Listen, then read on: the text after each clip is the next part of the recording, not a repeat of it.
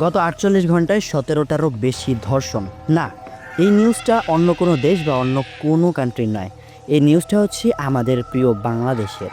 হ্যাঁ, এই নিউজটা যেমনটাই আপনাদেরকে অবাক করতেছে তেমনই আমাদেরকে অবাক করতেছে। আর সবচেয়ে বেশি অবাক হইতেছি এইটা দেখে যে এত সমস্যা হওয়ার পরেও, দেশে এত কাবজাব হওয়ার পরেও প্রশাসন চুপ, আমরা নীরব।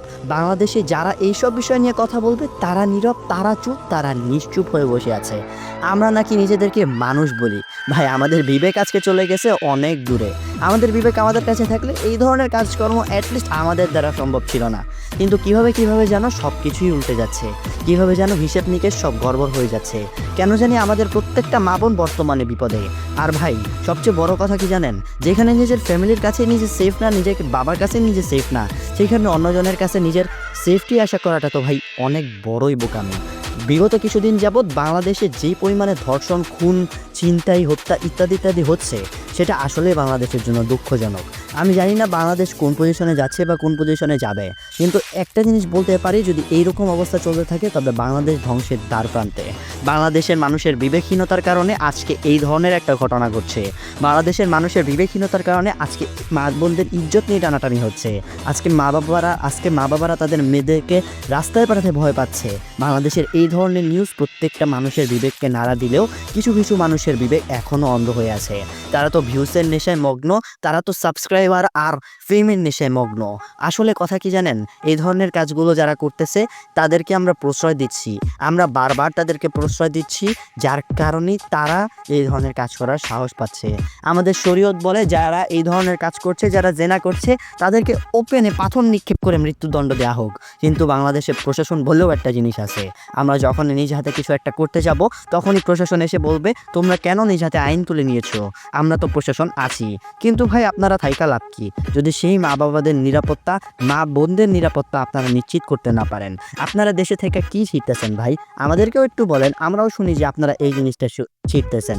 আজকে এতদিন হয়ে গেল, বাংলাদেশের এত বড় একটা সমস্যা, এই সমস্যা নিয়ে কথা বলার কেউ নাই।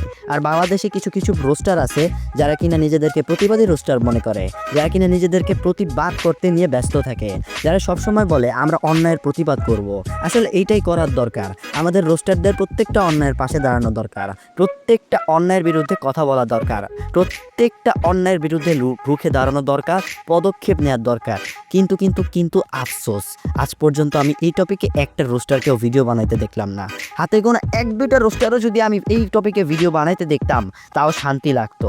না, কেউ একজন তো আছে, কোনো একটা মানুষ তো আছে যে এই টপিকটা নিয়ে কাজ করছে, যে এই টপিকটা নিয়ে কথা বলছে। কিন্তু আফসোস, এই ধরনের মানুষ আমি পেলাম না। আমি আজকে কার কাছে যাব? আমি বাংলাদেশের মানুষের নিরাপত্তা কার কাছে চাইব? যারা এই ধরনের বিষয় নিয়ে কথা বলবে, যারা প্রতিবাদ করবে, যারা সমালোচনা করবে, তারাই যদি অন্ধ হয়ে থাকে, তাদের মস্তিষ্কেই যদি বিবেকহীনতা হয়ে থাকে, তবে এই ধরনের কাছের বিচার কে করবে? আমি জানতে চাই ভাই, বিচার কে করবে? আমাদের কাছে বিচার চেয়ে লাভ নাই। সবচেয়ে বড় কথা কি জানেন? আপনারা যারা এই ধরনের কাজগুলোকে প্রশ্রয় দিচ্ছেন, অন্যায়ের প্রশ্রয় দিচ্ছেন, আপনারা আইনের লোকেরা যারা এই ধরনের অন্যায়কে মাথা পেতে সহ্য করে যাচ্ছেন, সমস্যা আপনাদের ভিতরে, সমস্যা আপনাদের সিস্টেমের ভিতরে, সমস্যা আপনাদের শাসনের বিরুদ্ধে। আপনাদের শাসনের বিরুদ্ধে আমরা রুখে দাঁড়াবো। যদি আপনারা ভালোমতো শাসন করতে পারেন তবে দেশের গদিতে বসে থাকবেন, আর যদি শাসন না করতে পারেন তাড়াতাড়ি গদি ছাড়েন। কেননা আপনাদের শাসন আমাদের দরকার নাই। যে শাসন আমাদের বাংলাদেশের মা বোনদের নিরাপত্তা নিশ্চিত করতে পারে না, এই ধরনের শাসন আমাদের দরকার নাই। আর গাইস, আজকের এই ভিডিওটা আমি বেশি লং করলাম না, আজকের এই ভিডিওটা এখানেই শেষ করলাম। তো আজকের ভিডিওটা কেমন লাগছে অবশ্যই কমেন্ট করে জানাও। ভালো থাকবা, সুস্থ থাকবা, আল্লাহ হাফেজ।